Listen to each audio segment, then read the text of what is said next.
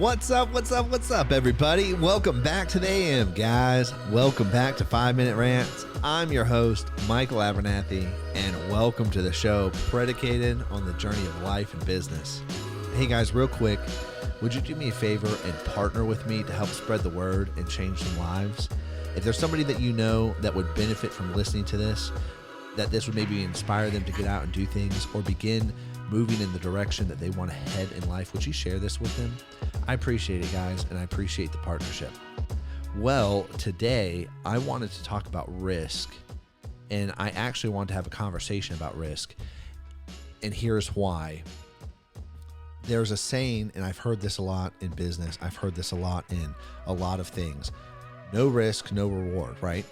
And I don't know if you've ever heard that saying, but I really want to break it down, and I want to talk about it. First, two things. If you are uneducated, your risk factor in whatever you're doing greatly increases. Uneducated decisions concerning risk are the most risky decisions you can make. And I'm not just talking about investment. I'm talking about deciding where you want to go and what you want to do in life, right? And so when I hear this saying, what this saying means to me. This is how I break it down. Life only flows two ways, positive or negative. There's no middle. Hell is the hallway, and I've got to get on one side or the other. And this is how it applies to risk. I'm either risking something of my own accord and my own volition to win something that I want out of life, or I'm risking everything I currently have that I want to hold on to being taken away by doing nothing. And this is why the positive and negative matter. The second law of thermodynamics states this: everything goes from order to chaos. In other words, everything that I currently have slowly degrades over time.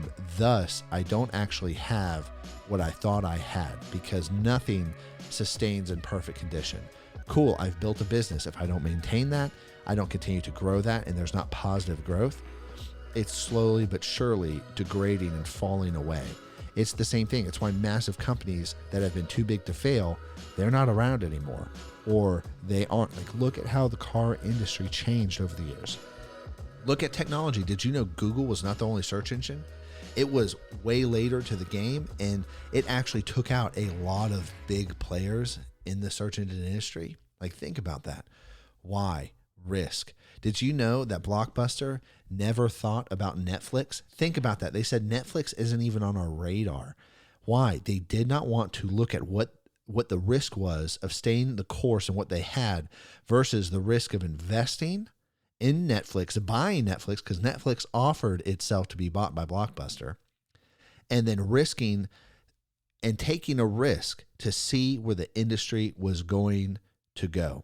And here's the thing is, anytime you don't take a risk, you always lose. There's no way to win without risking.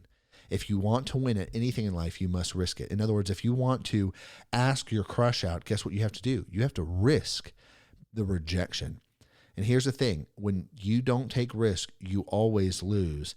And here's a few things that you lose: the possibilities of the future, different opportunities that may open along the way. So you have opportunity cost, real opportunity cost, and then that version of the future based upon winning. And if you know that you have to do something that you feel uncomfortable doing, you know that you have to take risk in one shape, way, form, or fashion, the way you do this is get educated if it involves money or other things, versus you already have the education. Step 2 is, all right, write down all the pros and cons. What do I gain if I do this? What are the possibilities of what I will gain? And then what is worst case scenario if I lose at doing this? For instance, if you go into entrepreneurship, you open your own business, you go into an industry running your own business, and even if you fail after your first 5 years, guess what you have? You have a phenomenal resume to pretty much go get any job you want. How risky was it to really open up your business? Well, it depends on money. It depends if you're taking out loans. It depends on what type of industry you're on. But if you're just learning a skill set, applying that, and becoming your own business and entity and moving forward to try and build something, man, and there's no overhead, that's no risk at all. As long as it can replace your current income and you're not being kicked out on the street, which is minor. So, and I'm talking about like replacing incomes, minor and small. Anyways, guys, just think about that. Think about risk. It's important to know how risk adverse you are and how willing you are to take risk.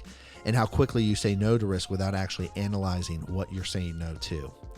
So that's it, guys. I'll catch you later. Peace.